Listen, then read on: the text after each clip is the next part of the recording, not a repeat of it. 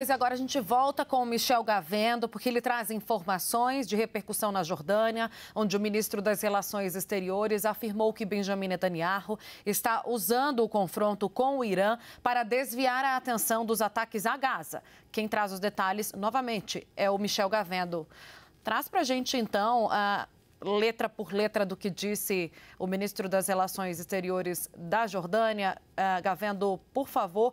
E como é que essa percepção da Jordânia tem sido vista por outros países? É uma opinião abraçada também por outras nações?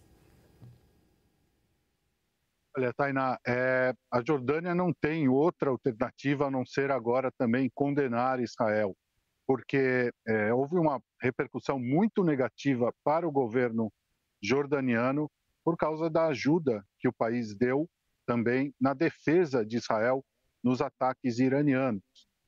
Então, houve muitas críticas ao governo da Jordânia, dizendo que a Jordânia agora é parceira de Israel, a Jordânia é um país que está ao lado de Israel em vez de defender o mundo árabe, em vez de defender os palestinos. Então, é claro que agora é uma situação política difícil. O rei Abdallah da Jordânia é uma pessoa que direciona o país ao mundo ocidental. A Jordânia é um país pobre, mas é um país sem recursos naturais, mas é um país que tem regiões livres, regiões ocidentalizadas, regiões que procuram, ele incentiva também, o rei incentiva o desenvolvimento do país, incentiva a educação. Agora, acontece que é interesse da Jordânia também ter também apoio do mundo ocidental, apoio dos Estados Unidos também, e tem. A Jordânia também é um país aliado do mundo ocidental, vamos dizer, dos Estados Unidos e da Europa, de países da Europa. Agora, a Jordânia foi muito criticada, principalmente na Cisjordânia, na Palestina e na faixa de Gaza, por ter participado da ação defensiva dos mísseis lançados pelo Irã contra Israel. O mesmo acontece no Egito e na Arábia Saudita, a população criticando os governos por se aliarem a Israel contra o Irã nesses ataques. Michel, é interessante a gente ver o quadro. Você faz uma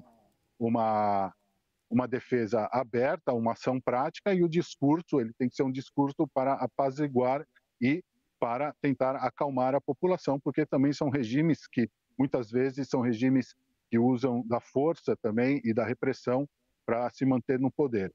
Agora, se Israel está usando o ataque do Irã para desviar a atenção da faixa de Gaza, é algo que é possível sim. Israel agora teve que adiar, ou disse que adiou a ação, a gente comentou agora há pouco, na região de Rafah, por causa do ataque iraniano. A situação na faixa de Gaza não melhorou, a situação humanitária continua grave, as ações militares de Israel continuam lá, mas é óbvio que agora o foco, principalmente desde sábado e durante os próximos dias, vai ser o conflito entre Israel e o Irã. Então a gente tem agora o mundo árabe ou os países vizinhos a Israel que têm acordos de paz também com Israel, principalmente o Egito e a Jordânia, tentando também se deslocar das ações de defesa de Israel.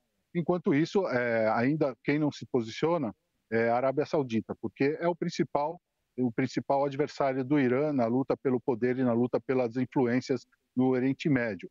O que se diz também em Israel é que um dos objetivos do Irã era justamente isso, criar esse conflito para evitar que outros países da região, principalmente a Arábia Saudita, normalizassem as relações diplomáticas com Israel. Essa é uma das teorias, é um dos fatores, é claro, não é o único, porque o Hamas também afirma que lançou os ataques contra Israel no dia 7 de outubro, com um dos objetivos evitar que as negociações diplomáticas entre Israel e a Arábia Saudita, que vinham avançando, era evitar que essas negociações continuassem.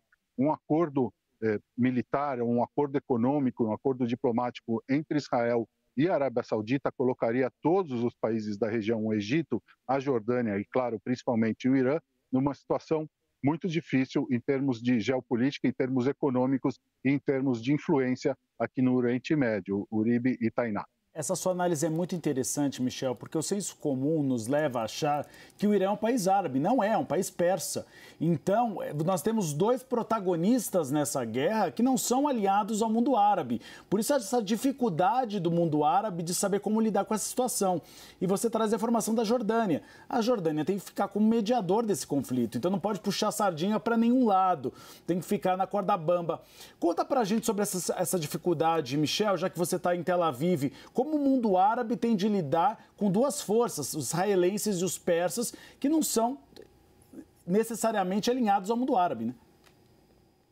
É verdade, Uribe. Ainda a Jordânia, onde mais de 70% da população é de origem palestina e a família real e o governo não é, né? Então, é uma situação muito difícil, porque na avaliação dos governos árabes, Jordânia, Arábia Saudita e Egito, principalmente, um dos objetivos do Irã é provocar, desestabilizar esses regimes.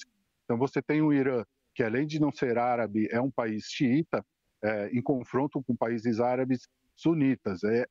A gente sempre tem que levar em conta, no Oriente Médio, a gente tende a fazer as análises ou a pensar sempre com a cabeça ocidental, em termos econômicos, em termos políticos, em termos de influência, mas além disso da questão étnica, existe uma questão muito forte que é a questão religiosa, né? O Irã, o Hamas, o Hezbollah, os grupos extremistas, eles falam abertamente em eliminar Israel, né? Eles não falam somente em criação de um Estado palestino ou ajuda humanitária para a faixa de Gaza. Eles dizem que o objetivo final é eliminar Israel, retirar, conquistar Jerusalém e devolver Jerusalém. Agora, mesmo entre os países árabes, há disputa, e principalmente com o Irã, né? Um país que já foi um grande império também, já foi um país muito influente na antiguidade, no passado, e hoje em dia é um país que tem